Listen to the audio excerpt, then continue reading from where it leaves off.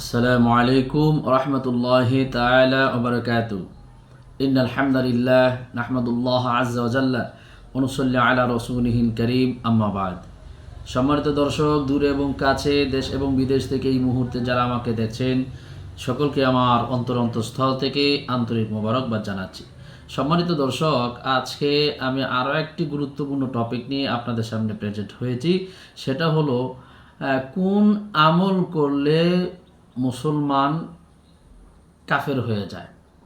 হ্যাঁ, কোন আমল করলে মুসলমান কাফের হয়ে যায়, গুরুত্বপূর্ণ একটি টপিক।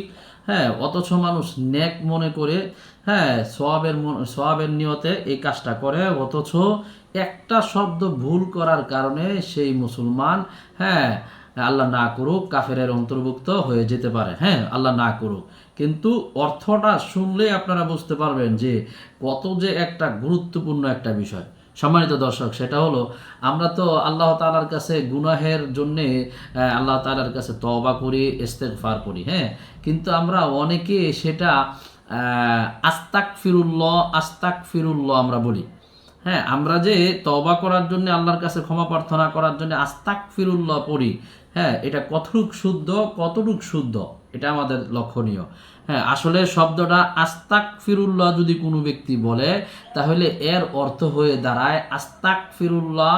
হ্যাঁ, যদি বলে মানে হামজা সিন জবর আস্তা, কাব জবর তাক, আস্তাক।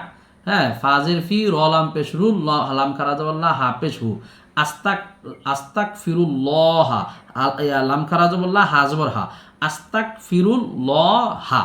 এইভাবে যদি কেউ আস্তাগফিরুল্লাহ বলে, কাফ বলে, তাহলে এর অর্থ হয়ে দাঁড়ায়, হে আল্লাহ, আমি তোমার কাছে কাফের হওয়ার জন্যে প্রার্থনা করতেছি। নাউযুবিল্লাহি মিন যালিক, নাউযুবিল্লাহ। দেখেন অর্থটা, হ্যাঁ, কত কঠিন অর্থ হয়ে দাঁড়ায় কোনো ব্যক্তি যদি আস্তাগফিরুল্লাহ পড়ে। হ্যাঁ, দেখেন কত মানুষ আস্তাগফিরুল্লাহ বলে। হ্যাঁ, অনেকেই আস্তাগফিরুল্লাহ বলে, অনেক হুজুরও দেখি বয়ানে আস্তাগফিরুল্লাহ বলে। নাউযুবিল্লাহ। আস্তাগফিরুল্লাহ কোনো ব্যক্তি যদি বলে, এর অর্থ হয়ে দাঁড়ায়, হে আল্লাহ, আমি তোমার কাছে কাফের হওয়ার জন্যে প্রার্থনা করতেছি।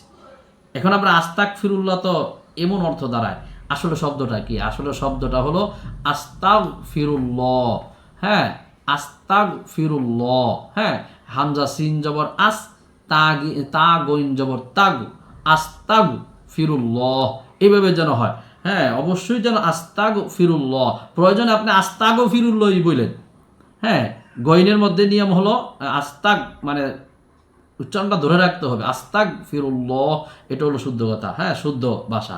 হ্যাঁ, এটা হলো শুদ্ধভাবে বলা। কিন্তু আপনি আস্তাগফিরুল্লাহ বললেন, হ্যাঁ, আপনি গইন যেটা গ, বাংলাতে গ, হ্যাঁ, সরাইয়া, হ্যাঁ, ক না বইলা গ বলবেন। হ্যাঁ, আস্তাগফিরুল্লাহ, তারপরও আপনার অর্থটা ঠিক থাকবে, কিন্তু খবরদার আস্তাগফিরুল্লাহ যাতে না হয়, এটা অবশ্যই লক্ষণীয়। সম্মানিত দর্শক, নিজে এই আমলটা করবেন, আজকে থেকে আস্তাগফিরুল্লাহ বলবেন, আস্তাগফিরুল্লাহ বলবেন, আস্তাক যাতে না হয়, নিজে আমলটা করবেন, অপরকে এই আমলটা পৌঁছে দিবেন।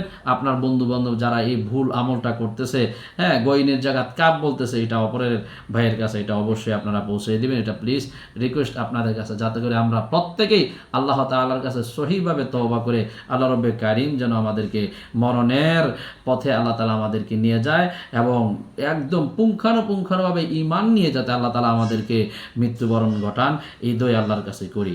আমিন। আসসালামু আলাইকুম রাহমাতুল্লাহ।